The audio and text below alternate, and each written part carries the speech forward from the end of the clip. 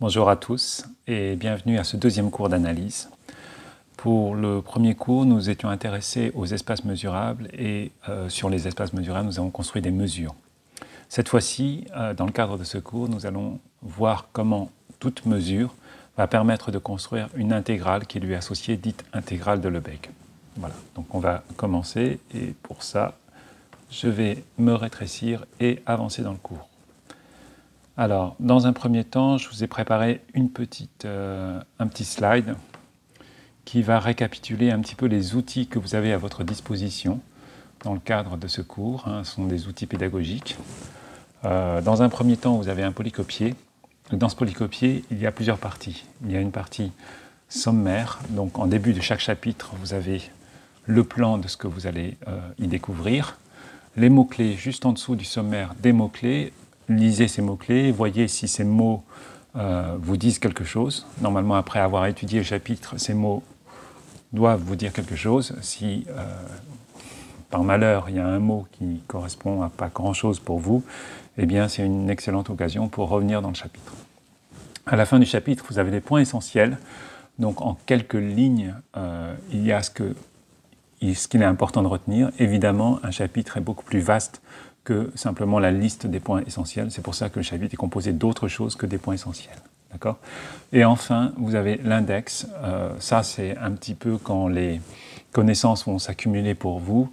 Peut-être un mot vous rappellera quelque chose et vous ne savez pas très bien où le trouver dans votre polycopier.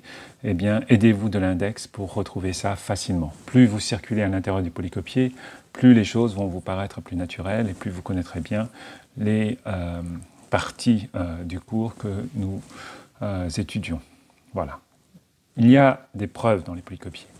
Ces preuves vous permettent de voir une écriture rigoureuse des démonstrations, bien plus que ce que nous voyons ensemble en TD, puisque en fait on a vraiment le temps dans un polycopier de faire une preuve rigoureuse, succincte, claire et concise et convaincante, je l'espère.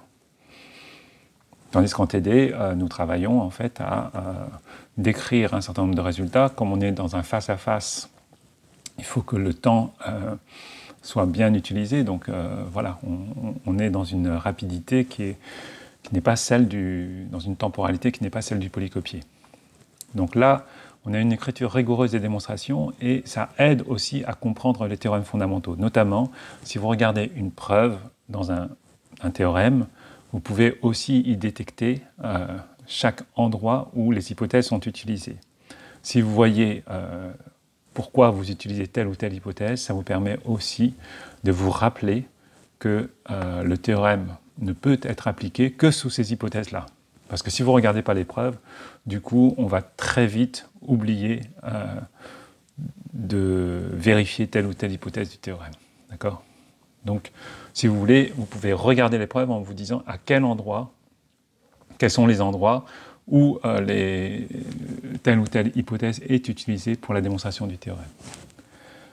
Enfin, pour les transparents, vous avez aussi d'autres preuves. Donc, parfois, il y a des preuves un peu similaires. Parfois, il y a des preuves qui ne sont pas du tout similaires. Il y a plusieurs approches. Et si, par exemple, j'ai pris une approche dans la preuve laissée dans le polycopier, eh bien, je vais peut-être prendre une autre approche dans la preuve du transparent. Donc voilà, soyez bien attentifs à ça. Ça peut être intéressant d'avoir des preuves parallèles. Ça permet d'illustrer et de comprendre aussi les théorèmes fondamentaux. Dans les TD, eh bien là, on va s'intéresser beaucoup plus à la pratique des théorèmes et on va les étudier à travers des petits exercices. Donc en général, les élèves aiment bien les TD, mais sachez que ce n'est pas un cours qui est entièrement constitué de TD, donc il y a des choses beaucoup plus fondamentales qu'on regarde ensemble dans le corps du texte, dans le polycopier, dans les amphis, et voilà. Donc on ne se contente pas d'appliquer des recettes. TD, c'est un peu les recettes. Si on vous pose ça comme question, il faut faire ci, il faut faire ça. C'est une partie de ce qu'on apprend, mais ce n'est pas tout. Enfin, vous avez votre plateforme Moodle, donc avec le polycopier, les transparents, les vidéos. Donc ça, c'est très important aussi pour vous. Ça dépend. Il y a beaucoup de façons différentes d'appréhender ce cours. À vous de trouver la façon la plus intéressante pour vous, celle qui vous parle le mieux, sachant que pour maîtriser ce cours, on n'a pas besoin d'aller dans tout l'outillage pédagogique. Si vous avez, parmi ce qu'on vous propose d'un point de vue pédagogique, une prédisposition à tel ou tel outil, eh bien, utilisez-le et comprenez bien et interagissez bien avec le contenu du cours, et voilà, c'est gagné. Donc il y a une forte interaction en fait dans le cours écrit, le cours oral et les exercices qui sont faits dans les séances de TD. Alors allons-y. Donc une visualisation rapide de ce qu'on va faire aujourd'hui. Donc à partir de la théorie de la mesure, on va construire une intégrale dite de Lebesgue. On va regarder les propriétés fondamentales de l'intégrale, notamment les deux théorèmes importants qui sont le théorème de convergence monotone et celui de convergence dominée. Et enfin, on va permuter assez simplement les signes d'intégration et divers signes de limite, de série, de continuité et de dérivation. Et lui, c'est Léon Lebesgue qui a présenté, je crois, sa théorie de l'intégrale en 1902 peut-être, 1902, lors de sa thèse. Et donc c'est quelque chose qui va être de plus en plus utilisé, qui va détrôner un peu l'intégrale au sens de Riemann. Voilà, donc ça c'est le programme de ce qu'on va faire. On va passer tout de suite aux fonctions mesurables. Donc là on a un petit exercice, donc c'est une chose très simple. On va se donner une tribu. Donc ça on l'a vu la semaine dernière ce que c'était. On se donne une tribu sur l'espace d'arrivée. Donc on munit l'espace d'arrivée d'une tribu. Et on va regarder les ensembles qu'on peut obtenir par application de f-1, où f est simplement une application qui n'a pas de propriété particulière. C'est juste une application qui va d'un ensemble oméga vers un ensemble E. Donc, est-ce qu'on peut définir f-1 ? Je ne dis pas f-1 d'un point. Parce que si on fait f de moins 1 de x, x est un point, il faudrait pouvoir définir f-1, c'est-à-dire avoir une fonction qui soit un tant soit peu bijective. Ici, ce n'est pas le cas. On va regarder f-1 d'un ensemble. Et ça, on peut toujours le définir, c'est simplement l'ensemble des x qui appartiennent à l'ensemble de départ, on va l'appeler oméga, mettons, tel que f de x appartient à grand A. D'accord ? C'est tous ceux qui envoient dans l'ensemble grand A, qui par f se retrouvent dans grand A. D'accord ? Donc ça, on peut le définir, même si f n'est pas surjectif, même si f n'est pas injectif. Et donc, si vous construisez, si vous faites décrire à A, si A décrit les différents ensembles qui composent la tribu E ronde, eh bien f-1 de A vont décrire une certaine famille d'ensembles, un certain ensemble d'ensembles qui va constituer une tribu. On peut faire la preuve, mais la preuve n'est pas très instructive pour la suite. Ce qui est très instructif, par contre, c'est des outils qu'on utilise dans cette preuve. Donc la preuve, c'est normal, c'est les trois petits points qui sont dits ici. On veut que tout l'espace appartient à f-1 de E ronde. On veut que si on a un ensemble B, on a aussi son complémentaire. On veut que si on a des BI qui sont tous dedans, l'intersection dénombrable des BI le sont. Donc ça, c'est les trois propriétés de l'attribut. Et essentiellement, ça va se démontrer avec deux identités que je vous demande de retenir, parce que ça peut nous servir quand on travaille sur les ensembles. Ça peut nous servir de savoir que le complémentaire de B, c'est-à-dire, excusez-moi, complémentaire de B, c'est finalement le complémentaire de f-1 de A, c'est f-1 de A complémentaire. Donc f-1 de A, le tout complémentaire, c'est pareil que f-1 de A complémentaire. Et l'intersection des f-1 de AI, c'est f-1 de l'intersection des AI. D'accord ?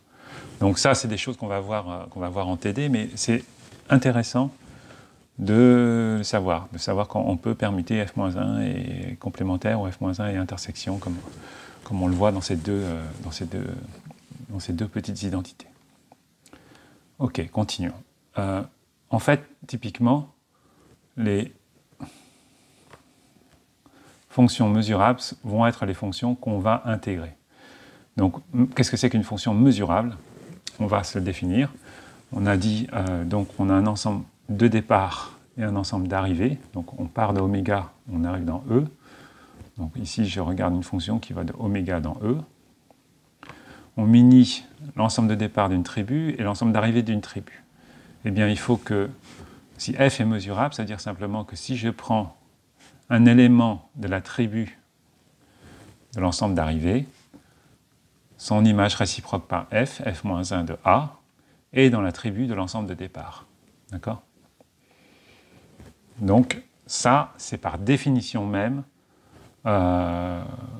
une fonction mesurable. C'est une fonction vérifie ça, c'est une fonction mesurable. f-1 de E ronde, cette tribu-là, c'est la tribu dite engendrée par f. On avait vu les tribus engendrées par une famille d'ensembles. Maintenant, on a des tribus engendrées par des fonctions. Donc on note sigma de f, c'est la plus petite tribu, telle que f soit a epsilon mesurable. Si les tribus sont engendrées par les ouverts, c'est-à-dire que si on a des tribus qu'on dit borréliennes, eh bien la fonction est dite borrélienne. Donc ça c'est de la terminologie, hein, c'est pas plus que ça, il n'y a rien à comprendre. Il y a juste à retenir quand on parle de borrélien, donc c'est engendré par les ouverts. Voilà. Alors, comment est-ce qu'on vérifie la mesurabilité? Bon, qu'elle appartienne à la tribu qu'on veut. C'est un peu compliqué, donc du coup on a cette proposition qui est plus simple, qui est de dire, plutôt que je vais prendre, normalement on doit prendre n'importe quel élément qui appartient à la tribu de l'espace d'arrivée. Imaginez que votre tribu de l'espace d'arrivée est engendrée par des ensembles, une famille d'ensembles C ronde, eh bien c'est mieux, c'est plus simple de vérifier simplement, quel que soit A appartient à C ronde. Donc la différence entre ça et ça, c'est simplement ici. D'accord? Plutôt que si vous avez E ronde qui est engendré par C ronde, eh ben on va juste regarder par rapport à C ronde. Bien. Donc ça, c'est plutôt pratique. Et on va voir tout de suite des applications de ça. Donc on va prendre une fonction qui est continue, et qui vont de RK dans RL, et on va munir RK de BK et RL de BL, qui sont deux tribus engendrés, l'un par les ouverts de RK et l'autre par les ouverts de RL. Donc l'idée, c'est effectivement ce que je vais faire, c'est regarder l'attribut de l'espace d'arrivée, donc je vais prendre BL, et je dis que BL c'est engendré par les ouverts. Et donc plutôt que regarder les f-1 de n'importe quel élément de BL, je vais prendre f-1 d'un ouvert. Et le bonheur, c'est que f-1 d'un ouvert pour une fonction qui est continue, on sait que c'est aussi un ouvert, donc nécessairement dans BK, dans l'attribut engendré par les ouverts. Donc, de façon mécanique, toute fonction continue qui va de RK muni des borréliens vers RL muni des borréliens est BK-BL mesurable. D'accord? Ça, c'est un premier exemple. On en voit un autre, les fonctions indicatrices. À partir du moment où vous prenez la fonction indicatrice d'un ensemble qui est dans l'attribut de départ, eh bien, c'est une fonction qui est mesurable par rapport aux tribus f et l'ensemble des parties qu'on peut construire sur 0,1. D'accord? Étant donné que votre fonction, elle est à valeur dans 0,1, donc on est sur un ensemble qui est fini, eh bien l'attribut qu'on met ici, c'est tout simplement toutes les parties qu'on peut faire dans 0,1, c'est-à-dire l'ensemble vide, le singleton 1, le singleton 0, ou bien tout l'ensemble. C'est évidemment l'attribut engendré par le singleton petit 1, et donc du coup, on va regarder quoi? Des f-1, simplement de lui, là, du singleton petit 1. On n'a pas besoin de regarder f-1 de ces autres ensembles. D'accord? Au lieu de regarder f-1 de ces quatre ensembles qui constituent l'attribut, eh bien, on va faire f-1 simplement du singleton petit 1, puisque l'attribut est engendré par le singleton petit 1. Effectivement, f-1 de petit 1, un petit calcul rapide nous montre que c'est tout simplement grand A, et que par hypothèse, grand A est dans l'attribut de l'espace de départ. Donc notre fonction, de nouveau, elle est mesurable.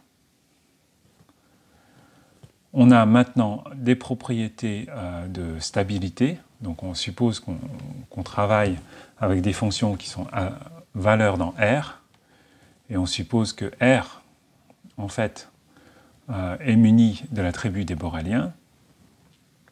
Donc, du coup, on a une stabilité par addition, multiplication par une constante, multiplication de deux fonctions mesurables entre elles, passage au sup et à l'inf, au sup de f et de 0, et donc ça c'est la partie dite positive. Moins l'inf de f et de 0, c'est une quantité qui est aussi positive, donc c'est la partie négative mais qui est toujours par définition positive. La valeur absolue, c'est la partie positive de f et plus la partie négative de f. Et donc, toutes ces fonctions-là sont mesurables. Et maintenant, pour des suites d'applications mesurables, qu'est-ce qui se passe à la limite? Eh bien, vous prenez un sup, vous prenez un inf, vous prenez une lim sup ou une lim inf, à partir du moment où vos fonctions sont mesurables, et que sont des fonctions qui sont à valeur dans R, et que vous avez travaillé avec une tribu sur l'espace d'arrivée qui est B de R, eh bien, toutes ces fonctions-là, qui sont représentées ici, sont du coup mesurables. Donc ça c'est bien pratique, et puis ça aura pour conséquence pratique la chose suivante, c'est que si jamais on vous pose la question « montrer qu'une fonction est mesurable », vous avez plusieurs possibilités, soit elle est continue, soit c'est une indicatrice de certains ensembles qui sont dans l'attribut de l'espace de départ, soit c'est obtenu par diverses opérations sur les fonctions mesurables, combinaison linéaire, sup, inf, lim, limite, ou lim inf ou lim sup. Ça peut être par exemple des combinaisons d'applications continues avec des indicatrices, et puis avec des sup, des inf, etc. Donc il y a un certain nombre de possibilités pour vous d'obtenir très simplement que des fonctions sont mesurables. Pour montrer qu'elles sont mesurables, vous avez plein de petites possibilités. Ou bien on peut revenir à la proposition qui est de regarder simplement si, mettons que epsilon c'est sigma de C ronde, regardez simplement, vous prenez quel que soit A appartenant à C ronde, vous regardez si f-1 de A appartient à l'attribut de l'espace de départ que j'appelle f ronde. Donc ça c'est ce qu'on appelle appliquer la proposition, et appliquer la définition, c'est plutôt que de regarder C ronde, regarder directement avec E ronde. D'accord? Mais bon, ça c'est carrément pratiquement jamais le cas. On est à revenir à la définition. Alors maintenant, il y a une partie sur laquelle je vais aller un petit peu plus rapidement, c'est peut-être la construction, c'est la construction de l'intégrale, donc on va passer 10 minutes un petit peu là-dessus. Parce que voilà, c'est important de savoir que ça se construit, comment ça se construit, les étapes de la construction, mais ça n'a pas de conséquences vraiment pratiques pour vous. On va plutôt s'attacher aux conséquences pratiques avec les deux théorèmes, convergence dominée et convergence monotone. Donc la construction, comment ça se passe?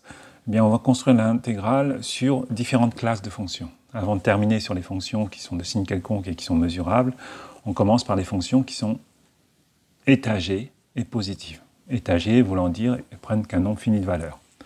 Donc, les fonctions étagées positives, on construit l'intégrale. On regarde les fonctions qui sont mesurables positives, on construit l'intégrale. Et enfin, une fois qu'on a fait tout ça, on va pouvoir construire l'intégrale de fonctions de signe quelconque. Donc, comment on fait? Eh bien, une fois qu'on a défini l'intégrale pour des fonctions étagées positives, on va utiliser une relation qu'on connaît. C'est-à-dire, ce qu'on connaît, c'est que toute fonction positive va s'écrire comme limite croissante de fonctions étagées positives. Du coup, qu'est-ce qu'on a envie de dire? Puisqu'on a ça, je vais définir l'intégrale de f d nu comme étant la limite de l'intégrale de f indice n d nu. D'accord? Puisqu'on a défini pour des fonctions f indice n qui sont étagées l'intégrale, on va pouvoir définir l'intégrale de f d nu par passage à la limite. De même, une fonction qui est de signe constante, quelconque, eh bien, ça s'écrit toujours comme différence de deux fonctions positives, la fonction partie positive de f et la fonction partie négative de f. Donc du coup, pour peu qu'on ait défini l'intégrale de fonctions positives, eh bien, on va faire ça. Bon, là, ce que j'oublie, c'est un d nu à chaque fois, c'est parce que c'est l'intégrale construite à partir de la mesure nue. Voilà, donc c'est comme ça qu'on va construire successivement notre intégrale, d'accord? Et pour ça, on va commencer par les fonctions étagées. Là, il y a la définition des fonctions étagées. C'est des fonctions étagées positives qui sont positives et telles que l'image de f, l'image par f, c'est-à-dire f ne prend que des valeurs finies, qu'un nombre fini de valeurs. Donc f de oméga est en fait un ensemble fini. Alors là, j'ai avancé un petit peu dans le transparent parce que peut-être le plus simple pour vous, c'est de commencer par ça. On va commencer par la définition de l'intégrale par rapport à nu. Donc on a une mesure. Donc je rappelle, on a une mesure, on était parti de la fin du cours dernier, c'est-à-dire on avait construit une mesure. Donc une mesure, ça s'applique à des ensembles. Donc nu de A, on sait ce que c'est. C'est une valeur numérique. C'est l'image par la mesure nu de l'ensemble A qui appartient à l'attribut. Donc nu de A, c'est en fait, ça va être notre définition de l'intégrale par rapport à une indicatrice de A. D'accord ? Donc ça, c'est vraiment par définition. C'est pas une propriété, c'est pas, j'utilise rien, j'utilise simplement quelque chose que j'ai posé comme ça, c'est une définition. L'intégrale par rapport à nu de l'indicatrice de A, c'est simplement nu de A. Une fois qu'on a ça, on va dire que si j'ai une combinaison linéaire d'indicatrices, je vais définir mon intégrale comme, d'accord, vous avez f qui est somme des bêta i1 de ai, je vais définir mon intégrale comme somme des bêta i, donc l'intégrale de 1 de ai de oméga, des nu de oméga, et ça, on a vu que c'était nu de ai. Donc cette écriture-là n'est simplement qu'une conséquence du fait qu'on veuille écrire que l'intégrale d'une combinaison linéaire, c'est la combinaison linéaire des intégrales. D'accord ? À partir du moment où vous avez défini ça et que vous voulez la propriété de intégrale de combinaison linéaire, c'est la combinaison linéaire des intégrales, eh bien vous obtenez la formule qui est ici. Une fois qu'on a ça, eh bien on est content parce qu'on a défini déjà notre intégrale sur des fonctions qui sont étagées. En sachant que si on le construit bien, et puis vous regarderez bien la preuve dans le polycopier, il faut bien s'assurer que si vous avez une autre écriture de f comme combinaison linéaire d'indicatrices, eh bien ça va donner aussi la même valeur pour l'intégrale de f des nu. D'accord ? Donc il y a un certain nombre de petites choses à bien regarder lorsqu'on va vraiment dans la preuve, mais ce n'est pas plus important que ça. Effectivement, lorsque vous voulez définir l'intégrale d'une fonction qui est cette fois-ci positive, pas nécessairement étagée, eh bien on passe en fait à la chose suivante. On passe par définition, c'est le sup des... c'est le sup des... Je vais prendre plutôt... je vais effacer ce que je viens de faire et je vais prendre plutôt là. Donc c'est le sup des intégrales de g lorsque g est étagé et g est dominé par f, c'est-à-dire g de x est inférieur à f de x, quel que soit x. D'accord ? Donc si on a ce sup qui est fini, eh bien très bien, l'intégrale est finie. Si ce sup est infini, puisque là on a une intégrale de fonction étagée positive, donc on sait que c'est à valeur dans R plus union plus l'infini, eh bien...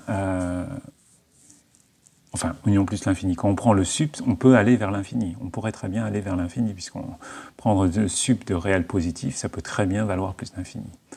Donc du coup, effectivement, on peut se retrouver avec l'intégrale de f des nu qui peut être égale à plus l'infini. Donc c'est à valeur dans R plus union plus l'infini. Dans la pratique, on fait un petit peu autrement pour calculer. Donc là, c'est des petits commentaires. Et puis, on va avoir un certain nombre de propriétés. 4 propriétés. Regardons la première. Donc la première, c'est une propriété, si f est inférieur à g, l'intégrale de f est inférieure à l'intégrale de g, donc c'est une propriété dite de monotonie, donc ça se comprend bien, je pense que là, il n'y a pas trop de soucis pour vous. La deuxième propriété, c'est une propriété très importante. J'avais dit qu'on avait 2 théorèmes aujourd'hui à voir, le théorème de convergence monotone et le théorème de convergence dominée. Donc là, on est en présence du théorème de convergence monotone. Regardons les hypothèses. Une suite croissante de fonctions positives. Suite croissante de fonctions positives. J'ai bien dit suite croissante et non pas suite de fonctions croissantes. J'ai dit suite croissante de fonctions. Suite croissante de fonctions, ça veut dire que si je regarde f indice n de x, vous fixez x et vous regardez l'évolution de f indice n de x en fonction de n, eh bien en fonction de n, c'est une suite croissante. C'est-à-dire f indice n de x est plus petit que f indice n plus 1 de x. À ne pas confondre avec des suites de fonctions croissantes, où là, il s'agira de fixer n et de regarder comment se comporte fn de x lorsque vous faites varier x. D'accord ? Ici, c'est le contraire. Une suite croissante de fonctions, vous fixez x et vous regardez comment ça évolue avec n. Après, vous avez quoi d'autre? Vous avez une propriété de permutation, série intégrale. Et là, il y a une seule chose à retenir, c'est que c'est une conséquence complètement triviale du petit 2 en posant f indice n, en remplaçant f indice n par la somme partielle. C'est-à-dire que cette série-là, c'est la limite des sommes partielles. D'accord ? Donc on a l'intégrale d'une limite des sommes partielles. Est-ce que c'est la limite des sommes partielles des intégrales? D'accord ? Donc vous devez permuter limite et intégrale pour les sommes partielles. Qu'est-ce que vous avez en fait ici? Vous avez une permutation qui est tout le temps vraie, simplement parce que les FK, on a dit qu'elles étaient positives. Comme elles sont positives, on regarde des sommes partielles de fonctions positives, on rajoute à chaque fois des choses positives. Donc notre suite de sommes partielles, en tant que suite, c'est une suite croissante. Donc comme c'est une suite croissante de fonctions positives, les sommes partielles, eh bien on peut appliquer le théorème de convergence monotone, c'est-à-dire le petit 2, pour permuter limite et intégrale. Donc on a cette permutation qui est tout le temps vraie, mais attention, parce que c'est positif. Et enfin, vous avez le lemme de Fatou, donc ça c'est plus pour vous, hein, pour ceux qui se destinent à pratiquer et à travailler un petit peu dans les probabilités statistiques. Effectivement, il faut comprendre un peu le lemme de Fatou. Pour les autres, c'est pas très grave. C'est en fait, si jamais vous n'avez pas l'hypothèse de suite croissante, vous avez simplement des fonctions qui sont positives ici, eh bien, la lim inf de l'intégrale est supérieure à l'intégrale de la lim inf. Ok. Voilà. Alors, là, il y a un petit commentaire. Ça, vous pouvez le regarder tranquillement à tête reposée. C'est pour vous dire que la sigma additivité des mesures, vous pouvez le voir, c'est pas très loin du théorème de convergence monotone. Donc c'est pour vous dire en fait que c'est un petit peu le contraire, hein, c'est par en utilisant la sigma additivité des mesures qu'on montre le théorème de convergence monotone, mais c'est pour vous dire que les deux propriétés sont vraiment liées, quoi. Que si vous passez de l'un à l'autre grâce au fait que la mesure d'un ensemble c'est l'intégrale de l'indicatrice, eh bien vous vous retrouvez avec un théorème du genre convergence monotone en fait, quand vous écrivez la sigma additivité de la mesure. Alors ça, j'insiste maintenant sur ce que je présente ici. C'est une chose très simple, mais qui n'est pas toujours maîtrisée par les élèves. C'est vraiment très simple. Vous faites des choses beaucoup plus compliquées. Mais là, on a une masse de Dirac.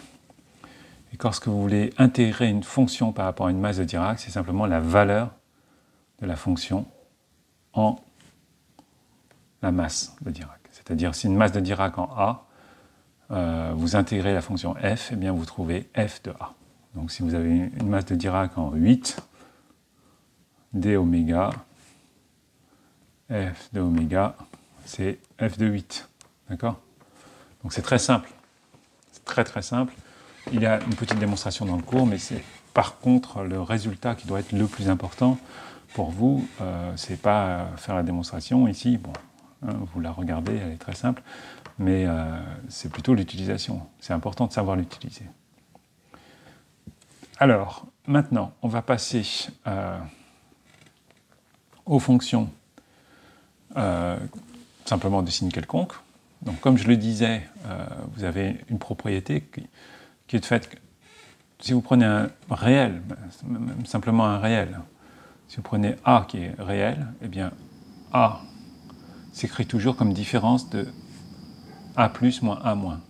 Où ça, c'est considéré comme A plus, et ça considéré comme A-. Donc vous voyez, le sub de A et de 0, c'est toujours supérieur à 0. Le sub de moins A et de 0, c'est toujours supérieur à 0. Donc c'est une différence de deux nombres qui sont positifs. Pourquoi ça c'est vrai? Eh bien, il suffit de distinguer les cas A strictement positif, A strictement négatif ou A est égal à 0, et de voir que dans ces trois cas-là, eh bien, la formule qui est ici, elle est vraie. D'accord? Pour le premier cas, eh bien, ça fait A, c'est effectivement le sub entre A et 0, ça fait A, puisque A est positif, A moins 0. Lorsque A est positif, ça fait 0, le deuxième terme là. Puis réciproquement, si A est négatif, eh bien, vous avez A qui est égal, le sub de A et des 0, ça fait 0, moins, et le sub de moins A et des 0, c'est moins A. Donc on a bien la formule qui est vérifiée. Puis si A égale 0, eh bien, on a bien 0 qui est égal, sub de A et de 0, ça fait 0, moins sub de moins A et de 0, ça fait 0. D'accord? Donc dans les trois cas, la formule est réalisée, et donc ça c'est tout le temps vrai. Donc A, c'est bien la différence entre A plus et A moins, et valeur absolue de A, c'est bien la somme entre A plus et A moins. Eh bien, quand on a ça, on est content parce qu'on va pouvoir définir l'intégrale d'une fonction de signe quelconque, en disant que c'est simplement l'intégrale de sa partie positive moins l'intégrale de sa partie négative. Comme on avait vu que ça, c'était a priori à valeur dans R plus union plus l'infini, ça peut valoir une valeur qui est plus l'infini. Ce qu'on ne voudrait pas, c'est quelque chose qui serait plus l'infini moins plus l'infini. Ça, on ne sait pas donner de réponse. Puisqu'on ne sait pas donner de réponse, il faut essayer de faire en sorte qu'on ne soit pas dans ce cas-là. Et pour ne pas être dans ce cas-là, eh bien, on va dire que l'intégrale de la partie positive est inférieure à l'infini et que l'intégrale de la partie négative est inférieure à l'infini. Donc la somme des deux est inférieure à l'infini. C'est équivalent à dire que la somme des deux est inférieure à l'infini. Et en fait, la somme des deux, c'est tout simplement l'intégrale de la valeur absolue. Donc du coup, pour définir l'intégrale de f des nus, on est obligé d'imposer une condition supplémentaire qui est l'intégrale de la valeur absolue de f, qui doit être inférieure à l'infini. Ensuite, on a l'intégrale sur un ensemble A. Lorsque vous, au lieu d'intégrer sur tout l'espace, on intègre sur un espace plus réduit, eh bien c'est l'intégrale de f fois l'indicatrice de A. Donc ça aussi, retenez bien, ça a l'air de rien comme ça, mais on l'utilise souvent dans les applications. Donc une fonction est intégrable si l'intégrale de valeur absolue de f est inférieure à l'infini. On a parfois à traiter le cas des fonctions qui ont une intégrale impropre, hein, donc ça on verra ça un petit peu dans la suite du cours, mais là c'est un peu trop anticipé aujourd'hui. Si la mesure de Lebesgue, c'est la mesure sur laquelle on veut intégrer, eh bien, plutôt que d'appeler ça lambda dx, d'accord, eh bien souvent on intègre, on appelle ça dx, quoi, d'accord. Donc ça c'est une convention, c'est une terminologie, avec maintenant des petites propriétés. Il y a 3 propriétés, 4. Donc l'intégrale d'une combinaison linéaire, c'est la combinaison linéaire des intégrales, donc ça, on est OK avec ça. Si on a une valeur absolue de f qui est plus petit que g, les intégrales conservent ce sens-là. Si on regarde la valeur absolue de l'intégrale de f, c'est inférieur à l'intégrale de la valeur absolue, donc rien de bien nouveau, on est bien habitué à ce genre de choses. Et puis on regarde par contre le petit 4, donc ça c'est intéressant, c'est si l'intégrale de valeur absolue f des nus est inférieure à l'infini, ça ne veut pas dire que f ne prend jamais la valeur infinie, mais ça veut dire que les endroits où elle prend la valeur infinie, c'est en des points x tels que la mesure de x, la mesure de cet ensemble-là, elle est nulle. D'accord ? Donc ça, c'est quelque chose qui est important pour nous, c'est que en probabilité, d'ailleurs, dans le cours de probabilité, vous devez voir ça, il y a souvent la possibilité que certains événements puissent se réaliser, mais ne vont pas se réaliser tout le temps. Ils vont se réaliser avec probabilité 1, par exemple. Ou bien dire que... Donc, se réaliser avec probabilité 1, c'est-à-dire que le complémentaire est de probabilité nulle. Donc là, c'est un peu ça, c'est un peu cette notion-là ici où on a des mesures sans parler de probabilité. On a des mesures et on a des événements, des ensembles de l'attribut de départ. Donc on a A qui appartient à F, on dit que c'est vrai nu presque partout si le complémentaire de A est de mesure nulle. D'accord ? C'est pas que c'est vrai tout le temps, parce que si c'est vrai tout le temps, ça voudrait dire que A complémentaire, c'est l'ensemble vide. Eh bien, au lieu d'avoir A complémentaire qui est l'ensemble vide, on va demander que la mesure de A complémentaire, elle est nulle. Donc c'est négligeable, quoi. Donc, par exemple, regardons un exemple, parce que sinon c'est un peu abstrait. Si on regarde f de x est inférieur à g de x nu presque partout, ça veut dire que les endroits où f de x est strictement supérieur à g de x, c'est-à-dire le contraire, l'événement complémentaire à ça, ben, c'est de mesure nulle. D'accord ? Donc c'est ça la notion d'être vrai presque partout. Une fois qu'on a cette notion-là, on peut bien comprendre le théorème de convergence dominée, ou théorème de Lebesgue. Donc moi j'aime bien prendre le nom convergence dominée parce que ça permet d'insister un peu sur les hypothèses. On voit quoi? On voit le nom convergence et on voit dominée. Donc il faut qu'il y ait une convergence, on a une suite de fonctions. Contrairement à avant, on n'avait pas une suite croissante de fonctions. On a une suite de fonctions de signes quelconques. On n'a pas une suite croissante de fonctions positives, contrairement au terme de convergence monotone, mais on a une suite de fonctions de signes quelconques. Et par contre, il y a une propriété, deux propriétés qu'on demande. C'est qu'il y a la convergence de fn vers une certaine fonction f. C'est la propriété de convergence et la propriété de domination, c'est-à-dire que f indice n est majoré par une fonction qui ne dépend pas de n et qui est intégrable. D'accord ? Donc si vous travaillez avec des intégrales qui est sur un intervalle grand I, qui est fini ou infini, eh bien la notion d'intégrabilité, c'est simplement sur grand I. Ou bien les limites, c'est sur grand I simplement. D'accord ? Tout dépend sur quoi vous travaillez. Et là, par rapport aux inégalités ou par rapport aux limites, ce que vous avez à vérifier, ce n'est pas nécessairement quel que soit x appartenant à i, mais sur un ensemble de mesures nulles par rapport à nu. Enfin, pardon, sur un ensemble qui est tel que son complémentaire et de mesures nulles par rapport à nu. D'accord ? Par exemple, si vous avez des intégrales par rapport à la mesure de Lebesgue, eh bien vous pouvez vous permettre de vérifier ces hypothèses-là seulement pour tout point x de l'intervalle, hormis quelques points. D'accord ? Pourquoi ? Parce que, comme vous savez, pour la mesure de Lebesgue, la mesure d'un singleton, elle vaut 0. Et la mesure de tout ensemble dénombrable vaut 0. Donc, si vous vérifiez ça à part en un singleton ou à part en un ensemble dénombrable, vous êtes content, vous l'avez vérifié nu presque partout. D'accord ? Ça vous permet d'appliquer ce théorème-là de convergence dominée, puisque la propriété, les hypothèses sont vérifiées. Et du coup, vous avez une conclusion qui ressemble à la conclusion du théorème de convergence monotone, c'est-à-dire on peut permuter limite et intégrale. Ce n'est pas les mêmes théorèmes, les hypothèses sont différentes, même si quand on veut regarder la démonstration, là vous avez une démonstration qui utilise Fatou et qui utilise des théorèmes de convergence monotone. Donc vous voyez que l'une est une conséquence de l'autre, mais en fait ce qui vous arrive très souvent dans la pratique, c'est d'utiliser l'une ou l'autre. Là on peut aussi vous pourrez regarder cette preuve-là qui vous donne que l'intégrale, lorsque vous avez une fonction qui est intégrable, c'est la limite de l'intégrale entre moins n et n.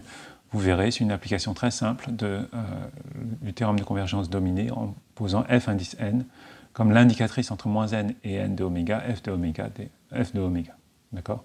Et là, vous avez la domination par une fonction qui ne dépend pas de n et qui est intégrable. Puis vous avez une limite. Donc ça, c'est très simple, puisque lorsque n tend vers l'infini, c'est juste sur l'intégrale enfin sur l'indicatrice que ça va jouer, qui a une dépendance en n. Donc au bout d'un moment, ça va valoir 1, puisque oméga il ne bouge pas, et on fait tendre n vers l'infini. Et donc on a mécaniquement cette convergence-là. Et pour le coup, vous pouvez appliquer un théorème de convergence dominée. Ok, et puis là, je vais simplement dire 2-3 mots, hein, c'est sur les permutations série intégrale. Il faut, comme toujours, comme je vous l'ai dit, donc il n'y a pas besoin de retenir ça. Il faut simplement retenir que quand vous avez une série, il faut passer par les sommes partielles et appliquer des théorèmes de permutation limite et intégrale pour les sommes partielles. D'accord ? Donc là, cette condition-là, dire que la somme partielle est majorée par un g qui est intégrable, c'est d'où elle vient d'un théorème de convergence dominée pour les sommes partielles. Hein. D'accord ? Ou bien, cette condition-là, ça va être... qu'est-ce que vous allez faire ? Par exemple, si vous voulez appliquer le petit 1, imaginez que 2 est vérifié. Ça veut dire que le petit 1 est vérifié en prenant pour g de x la somme des valeurs absolues. D'accord ? La valeur absolue de la somme de 0 à n est inférieure à la somme des valeurs absolues de 0 jusqu'à grand n. Et cette somme des valeurs absolues de 0 jusqu'à grand n, c'est inférieur à la somme des valeurs absolues de 0 jusqu'à plus l'infini. D'accord ? Donc vous prenez g de x comme étant la somme de 0 jusqu'à plus l'infini des valeurs absolues de f indice n de x. Et donc si ça est vérifié, ça vous dit que l'intégrale de g va être inférieure à l'infini. D'accord ?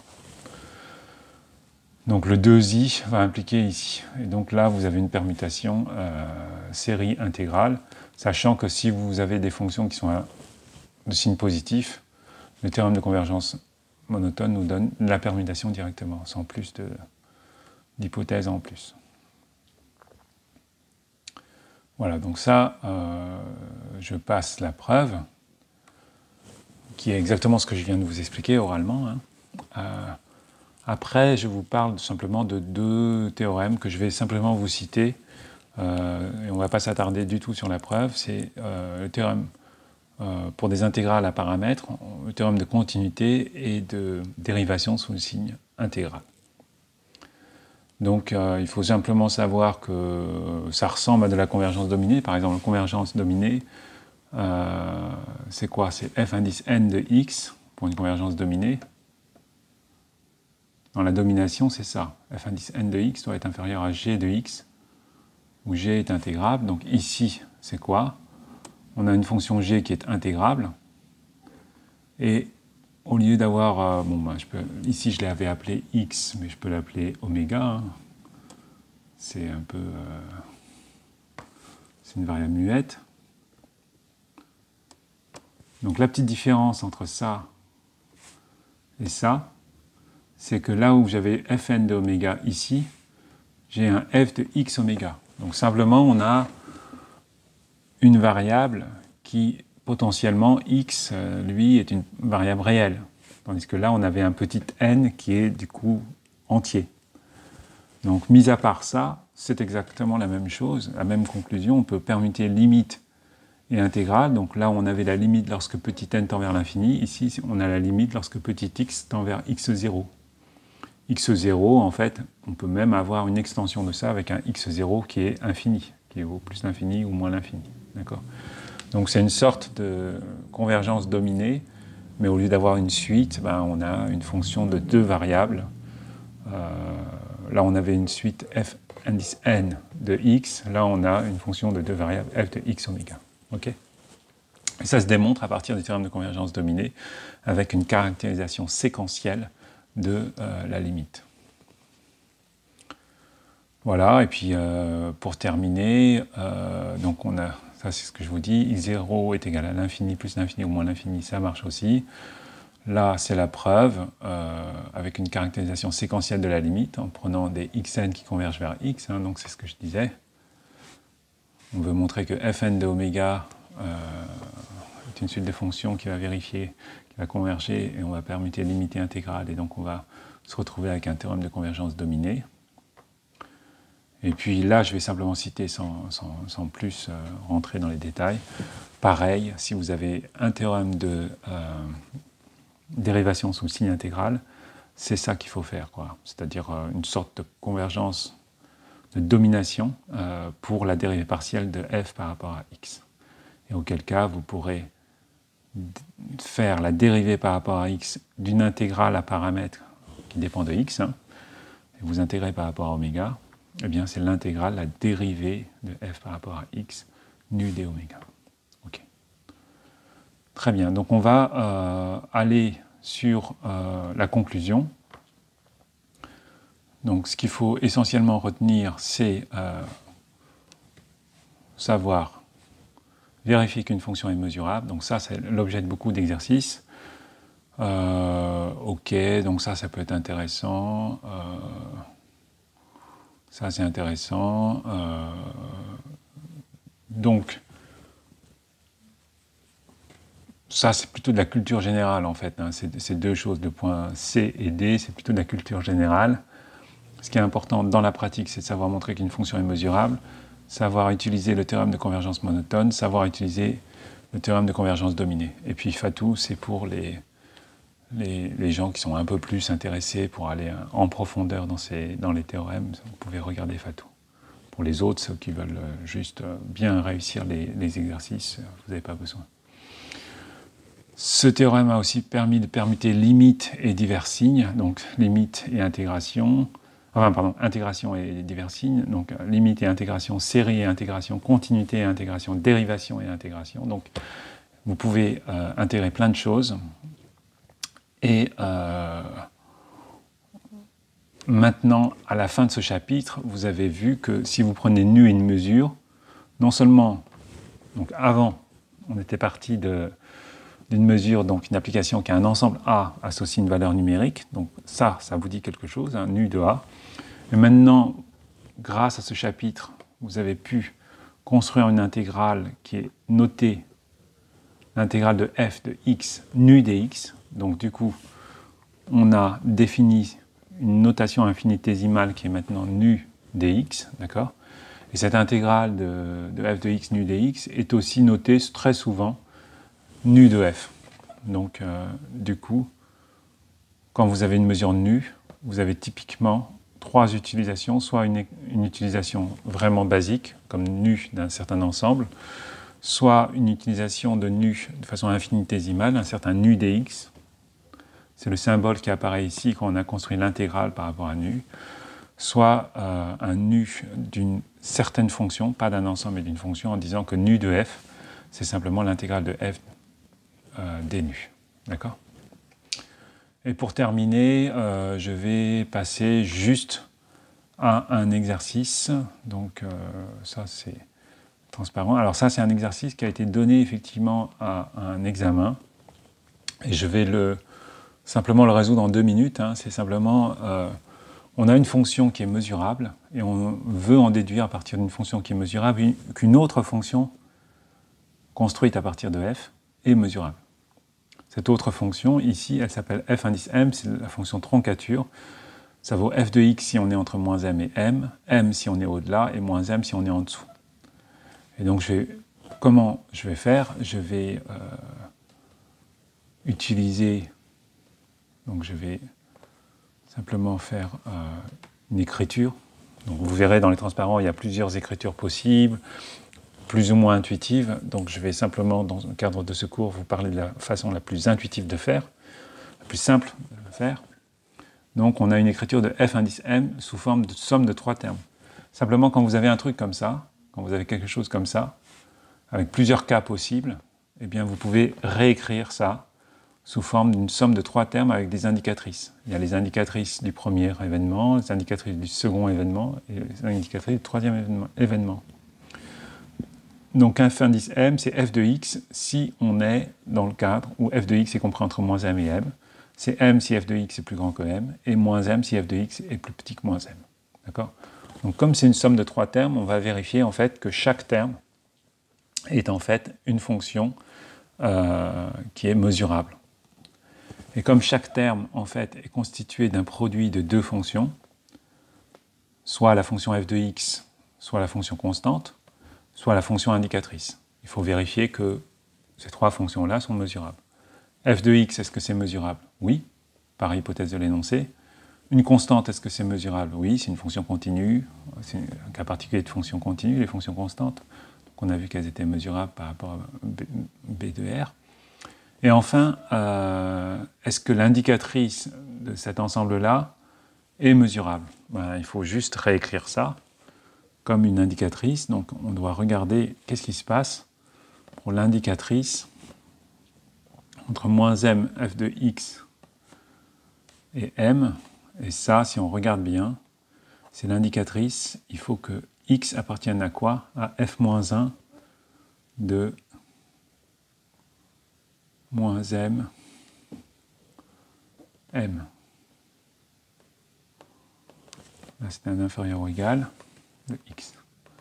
Donc f-1 de moins m, m, c'est un f-1 d'un borélien. Et comme f est, par hypothèse, mesurable, f-1 d'un élément de B de R est dans B de R. Donc f-1 de moins m, m est un borélien. Donc on a l'indicatrice d'un ensemble qui est dans l'attribut de l'espace de départ. Et donc c'est une fonction mesurable. Et là on a gagné parce qu'on a simplement f de m qui s'écrit comme somme de produits de fonctions qui sont toutes mesurables. Donc c'est une fonction qui est mesurable.